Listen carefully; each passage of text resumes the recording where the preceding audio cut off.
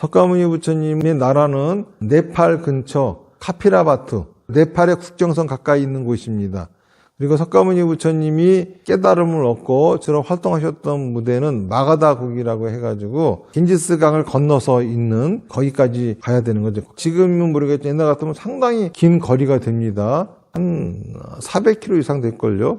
석가모니 부처님은 깨달음을 얻으시고서 약속대로 처음에 집에 나올 적에 부모님한테도 자기 부인한테도 또 당신의 아들 모두에게도 내가 깨달음을 얻고 나면은 돌아오겠다라고 약속했거든요. 깨달음을 얻으셨기 때문에 그 약속을 지키기 위해서 집으로 돌아오시는 길이었어요. 그런 와중에 가장 거대한 국가인 마가다국의 빈바사라 왕이 석가모니 부처님에게 귀의하고 또 1000명이 넘는 제자들이 생기고 이러면서 이들이 다 석가모니 부처님을 따라서 쭉 같이 오는 거죠. 이미 그 명성은 인도 전역에 퍼졌습니다. 그러니 정바랑 석가모니 부처님의 아버지는 얼마나 기뻤겠습니까? 아들이 대성공을 거두고 오는 거죠. 그러니까는 아들이 오는 길을 갖다가 축복하고 싶어가지고 오는 길을 깨끗이 청소하고 길거리에다가 등을 쭉 걸기 시작했습니다. 그거를 보니까는 그 나라 국민들도 너도 나도 하고 싶은 거예요. 그래서 사람들이 서로 동참해가지고 너도 나도 누가 시키지 않았는데도 부처님이 오시는 길을 청소하고 거기다가 등을 막 내거는 겁니다. 그런데 너무 가난한 노인이 있었어요. 거지 노인입니다. 며칠을 굶었어요. 그래가지고 겨우 얻은 돈, 이 돈 가지고 음식을 사 먹어야 되는데 음식 사 먹기를 포기하고 기름을 샀어요. 기름을 사가지고 등을 밝혔죠. 다른 사람들 등에 비해서 이건 얼마나 보잘것이 없겠습니까? 그 등을 부처님이 주무시는 침실에다가 이렇게 밝혔습니다.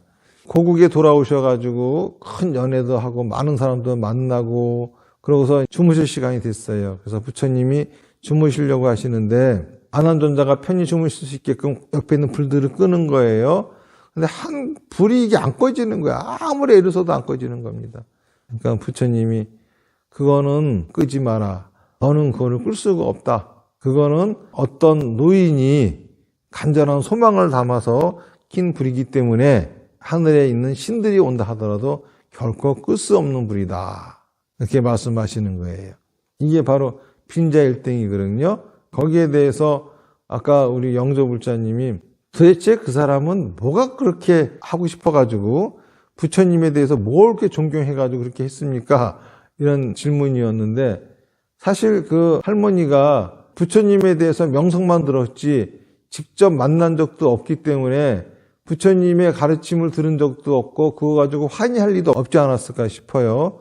그랬음에도 불구하고 그렇게 하는 이유는 많은 사람들이 너도 나도 등을 밝히고 그걸 환영하고 하니까는 자기도 뭔가 그런 걸 하고 싶은 거고 그걸 하고 싶다라고 하는 거에는 간절한 바람이 있었겠죠. 그런데 그 간절한 바람을 이루기 위해서 자기 생명을 내놓은 거와 마찬가지입니다. 그러니까는 거기서 주는 교훈이라고 하는 거는 우리가 간절하게 이루고 싶으면은 자기의 생명을 내놓을 정도로 생명을 아까워하지 않을 정도로 그렇게 해야 한다라고 하는 겁니다. 이게 간절함이라고 하는 거죠. 그러니까는 그 일화에서 부처님이 빈자의 그 1등을 가지고 하시는 말씀은 원하는 것이 있으면은 간절함이 있어야 된다. 이거는 팔정도의 가르침과도 부합이 되어집니다.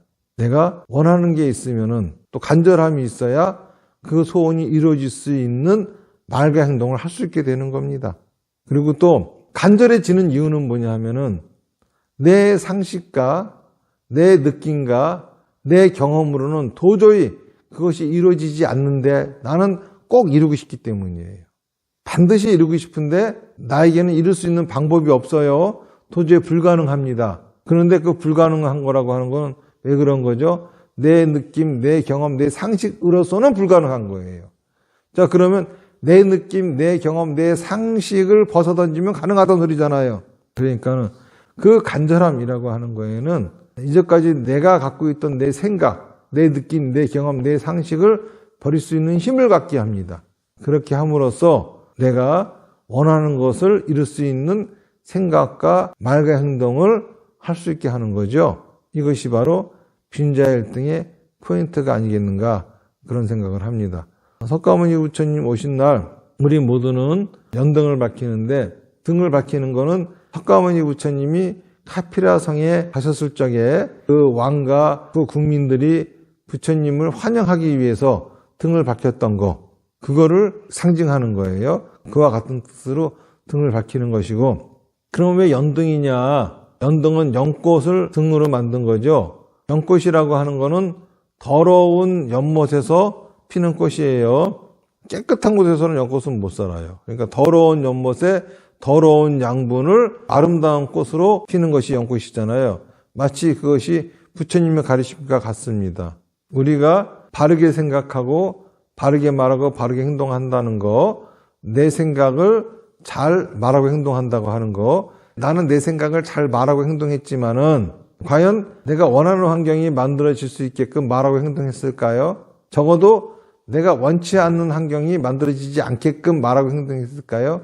그렇지 않아요. 나는 내가 원하는 환경을 만들겠다고 말하고 행동했지만은 거꾸로 내가 원치 않는 환경이 만들어질 수도 있는 겁니다. 그걸 통해 가지고 우리는 배우는 거죠. 그 배움이 나를 한 단계 업그레이드 시켜주는 거예요. 이렇게 해가면서 나는 성장하고 발전할 수 있는 겁니다. 그러다 보면 언젠가는 내가 원하는 세상을 얻게 되는 겁니다. 이러니 우리가 성장할 적에 뭘 양분으로 삼죠? 실패를 양분으로 삼죠. 실패라고 하는 건 어떤 겁니까? 더러운 겁니까? 깨끗한 겁니까?